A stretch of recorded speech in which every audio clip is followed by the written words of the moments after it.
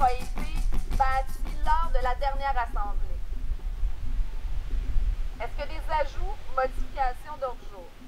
Bonjour, je m'appelle Mélissa, j'habite le quartier Rosemont-Petite-Patrie. Puis l'idée de faire une assemblée populaire de quartier nous est venue entre voisins autour d'un verre à l'apéro. Puis on s'est dit, on parlait de l'Argentine, des mobilisations qui avaient eu lieu après la crise en 2000, au début 2000. Puis on s'est dit, pourquoi on n'essaierait pas de faire des assemblées populaires, considérant le contexte politique actuel?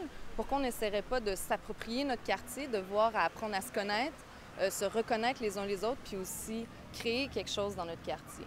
Donc, c'est l'idée de l'Assemblée populaire qui ensuite s'est concrétisée le 26 mai, où on a eu notre première Assemblée populaire qui a rassemblé plus de 150 personnes. Donc, on voyait justement que les gens du quartier avaient envie de créer ensemble. Il faut dire que justement, les manifestations de casseroles dans Rosemont-Petite-Patrie sont assez volumineuses. Quand on assistait aux manifestations puis qu'on participait aux manifestations, on voyait qu'il y avait beaucoup de gens. On pouvait être 3000 quand Villeray venait nous rejoindre aussi. Donc, c'est dans cet engouement-là qu'est née l'idée. Et c'est suite, effectivement, à la loi 78 où on a vu que dans le quartier, les gens avaient une grogne contre la loi 78.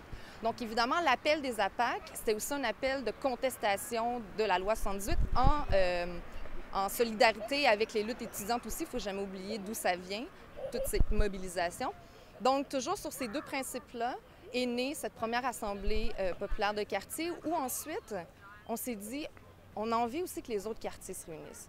On a décidé d'abord de proposer à l'Assemblée une structure très décentralisée, un mode de fonctionnement en comité, où les gens pourraient se réunir en affinité. Donc, les comités ont été créés par l'Assemblée. C'est les gens qui étaient présents au départ qui ont dit, nous, on a une inquiétude par rapport à la répression policière, donc on va créer un comité répression policière. D'autres ont dit, nous, on a envie de faire la mobilisation, de réveiller le quartier encore plus, donc on va créer un comité de mobilisation. Contre la répression policière, c'est un comité plus fort.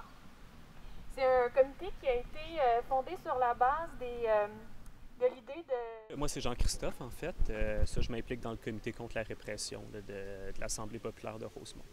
Moi, dans le fond, au début, j'ai commencé à m'impliquer dans cette grève-là, dans le fond, comme étudiant. Là, je suis aux études en ce moment. Puis là, dans le fond, si j'ai commencé à m'impliquer dans cette assemblée-là, c'est quand j'ai vu l'appel au début. Je trouvais que c'était une super bonne initiative. Puis je pense que c'est important que le mouvement s'élargisse, qu'il sorte de la sphère un peu strictement étudiante, puis qu'il s'élargisse beaucoup. Puis je pense que notre quartier, c'est un bon lieu d'organisation. Je pense que, dans le fond, s'il y a eu une grève étudiante qui a été aussi importante, c'est parce qu'il y a des politiques très larges là, qui sont mis de l'avant par le gouvernement, puis pas juste par ce gouvernement-ci, c'est vraiment une conjoncture mondiale, c'est ce qu'on voit dans beaucoup de pays, puis il y a des mesures d'austérité qui sont adoptées partout. Puis ça, dans le fond, c'est lié au fait qu'on vit une crise économique depuis quelques années, là, puis tous les gouvernements, dans le fond, les gouvernements de plusieurs pays, la façon qu'ils ont, c'est d'y aller avec des mesures d'austérité, puis c'est des mesures qui appauvrissent beaucoup la population. En fait, je pense que le mouvement, au-delà des revendications étudiantes, c'est un mouvement qui doit lutter contre ça. On est aussi allé visiter l'Assemblée populaire dans le plateau, juste au sud de Rosemont. Moi, ce que j'espère, en fait, pour la PAC du quartier, du plateau, c'est de rendre visible ce discours politique de dissidence.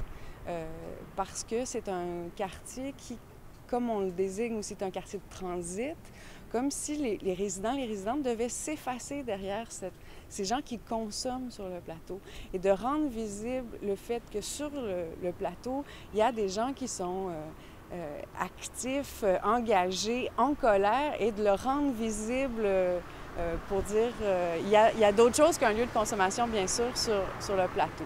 C'est vraiment l'idée que ce que veut être essentiellement une assemblée populaire et autonome, c'est un espace de pouvoir par et pour les gens et qui est donc non pas une délégation ou une représentation, mais vraiment un type de politique de prise de pouvoir qui est tout à fait directe et autonome, qui est le reflet d'une démarche d'autonomie et de prise de pouvoir.